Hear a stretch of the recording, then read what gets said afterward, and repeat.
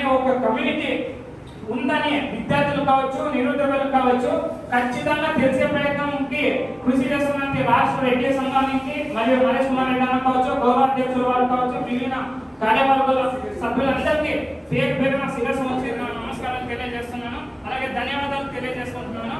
అలాగే నాకు ఇంకో విషయం ఏంటంటే ఈ ఈడబ్ల్యూఎస్ రిజర్వేషన్ ఖచ్చితంగా సాధిస్తామని చెప్పేసి అదొక చెప్తాను. ఇంకో విషయం, విద్యార్థులు కావచ్చు, నిరుద్యోగులు కావచ్చు, లేదా మన రెడ్డి కుటుంబ సభ్యులు కావచ్చు, వారికి ఆంధ్రప్రదేశ్ రెడ్డి సంఘం అనేది ఉంది, మనకు అండగా నిలబడతారు, ఖచ్చితంగా నిలబడతారు అన్న దానికి ఒక నిదర్శనం ఏంటంటే శనగలగూడూరులో జరిగిన ఇన్సిడెంట్ ఒక నిదర్శనం అని చెప్పేసి ప్రతి ఒక్కటి చెప్తాను.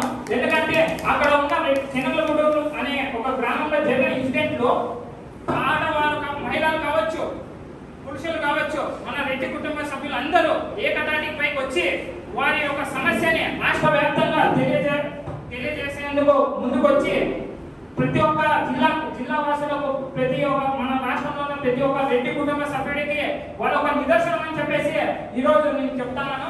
ఎందుకంటే అదే ఆలోచన తీసుకొని మిగిలిన జిల్లాలకు కావచ్చు, మిగిలిన గ్రామాలకు కావచ్చు, మిగిలిన ప్రాంతాలకు కావచ్చు అది వ్యాప్తి చెందాలి. అలాగే మన రెడ్డి కుటుంబ సభ్యులకు ఏ అన్యాయం జరిగినా మన ఆంధ్రప్రదేశ్ రెడ్డి సంఘం అనేది అండగా ఉంటుందని చెప్పేసి, అలాగే కార్యవర్గం కావచ్చు, మన అధ్యక్షుల వారు కావచ్చు ఖచ్చితంగా అండగా ఉంటారనే భావాన్ని ప్రతి ఒక్కరికి తెలియజేస్తున్నాను.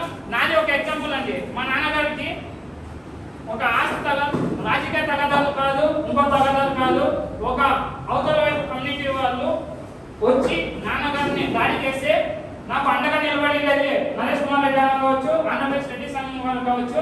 నేను రాత్రి 9 గంటల సమయంలో నాకు ఎవరు అండగా నిలబడటం లేదని తెలిసిన తర్వాత నేను నేరుగా మన నరేష్ కుమార్ రెడ్డి అన్నకి కాల్ చేసి, అన్న ఈ విధంగా ఉంది విశేషంగా వాళ్ళంతా అంటే నాకు వాళ్ళు స్పిరిట్ ఏదైతే ఉందో ఇప్పుడు వాళ్ళు అంతా యూనిటీ అవుతాయి. యూనిటీ స్పిరిట్ అనేది మనలో లేదు. అంటే చాలా ప్రాంతాల్లో ఇంకా లేదు, కొన్ని ప్రాంతాల్లో వస్తుంది. ఇప్పుడు శనగలగూడూరు తరహాలో వస్తుంది, వ్యాప్తి చెందుతున్నాయి. కాబట్టి ప్రతి ఒక్క ప్రాంతంలో శనగలగూడూరు ఇన్సిడెంట్ ని ఆదర్శంగా తీసుకొని మన రెడ్డి కుటుంబ సభ్యులందరూ ఒక యూనిట్ థాట్కి రావాలని, అది జరగాలని నేను ఆ దేవుని భగవంతుని ప్రార్థిస్తున్నాను. ఎందుకంటే ఇప్పుడు మన రెడ్డి కుటుంబ సభ్యుడికి ఎవరికి బాలేకపోవచ్చు, వాళ్ళు ఏ కష్టంలో ఉన్నా సరే రాజకీయానికి అతీతంగా నేను ఇప్పటికీ చెప్తాను, రాజకీయాలు అతీతంగా నిలబడాలని చెప్పేసి కోరుతున్నాను. అలాగే నేను కూడా అదే అనుసరిస్తానని చెప్పేసి పెద్దవారు తెలియజేసుకుంటున్నాను.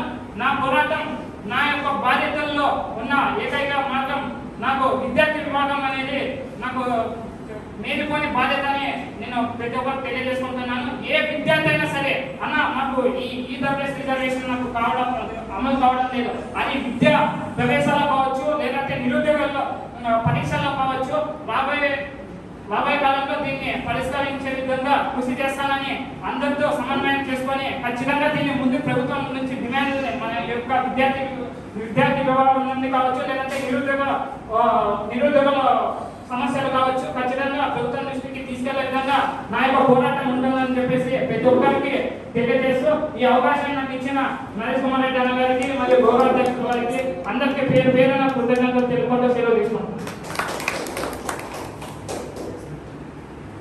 మన అబ్బాయి చెప్పినట్లు శనగలగూడూరు సమస్య